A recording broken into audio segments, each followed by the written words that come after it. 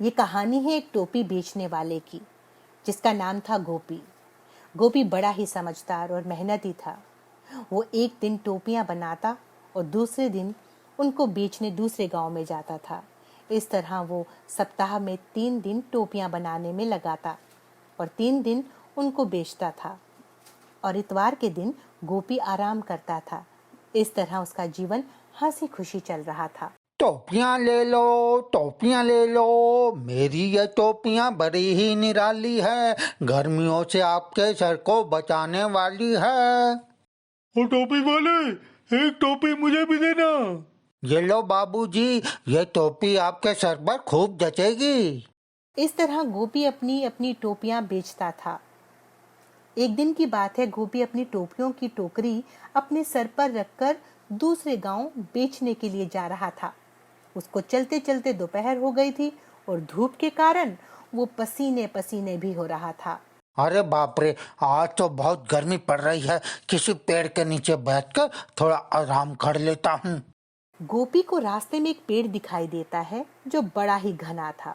गोपी उस पेड़ के नीचे जाकर अपनी टोकरी को एक तरफ रख देता है और वहीं पर लेट जाता है।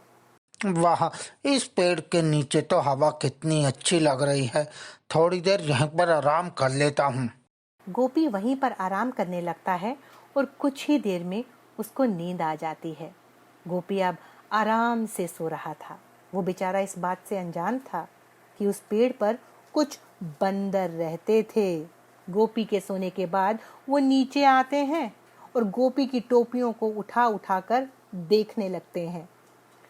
कभी कोई बंदर टोपी को अपने सर पर लगा लेता था तो कोई उसको उछाल रहा था। इस तरह बंदरों का कार्यक्रम चल रहा था, लेकिन गोपी मजे से सो रहा था। कुछ देर सोने के बाद जब गोपी की थकावट उतर जाती है तो वो उठकर बैठ जाता है। भाई वाह, मजा आ गया इस पेड़ की छांव में। सोने से तो मेरी सारी थकान ही उतर गई। अब चलकर टोपियां बेचता हूँ। गोपी की नजर जैसे ही अपनी टोकरी पर पड़ती है तो उसके होश उड़ जाते हैं, क्योंकि उसकी टोकरी में तो कोई भी टोपी नहीं बची थी। वो एकदम खाली थी। मेरी टोपियां कहाँ गईं? क्या कोई चोर मेरी टोपियां चुरा कर ले गया? गोपी चारों तरफ देख रहा था। कभी पेड़ के पीछे जाकर देखता था तो कभी सामने। उसको कुछ भी समझ नहीं आ रहा था कि उसकी टोपियां कौन चुरा कर ले गया है। थक हार कर वो वहीं पेड़ के नीचे बैठ जाता है कि तभी उसकी नजर पेड़ के ऊपर जाती है। ऊपर देखने पर उसका तो सर चकरा जाता है। हे बजरंग बली, ये मैं क्या देख रहा हूँ? गोपी की टोपियां बंदरों ने अपने सर पर पहनी हुई थी। कुछ टोपियां पेड़ की डालों पर लटकी हुई थी। ये तो शरारती बंदर मेरी टोपियों को ले गए हैं। गोपी उन बंदरों से टोपियां वापस लेने की कोशिश करता है। कभी वो उनको गुस्से में डांटता है तो कभी उन पर पत्थर मारता है, लेकिन वो उन बंदरों से टोपियां वापस लेने में नाकाम रहता है। अब मैं क्या करूं? कैसे अपनी टोपियां वापस लूं इनसे?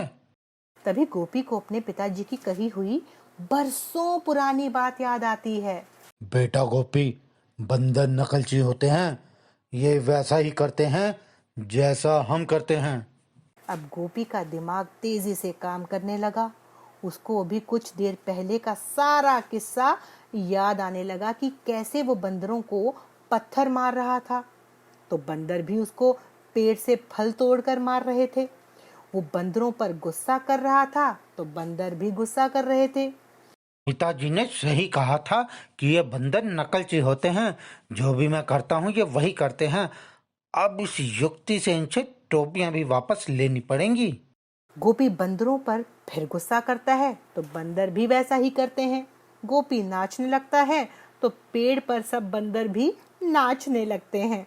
फिर गोपी अपने सर पर पहनी हुई टोपी को उतारकर नीचे फेंक देता है। तभी सब बंदर भी वैसा ही करने लगते हैं। अब सारी टोपियां पेड़ के नीचे थी।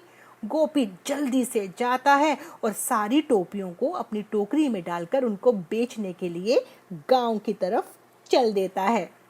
टोपी वाला, टोपियां ले लो टोपियां, मेरी टोपियां बड़ी ही निराली हैं, गर्मियों से आपके सर को बचाने वाली हैं।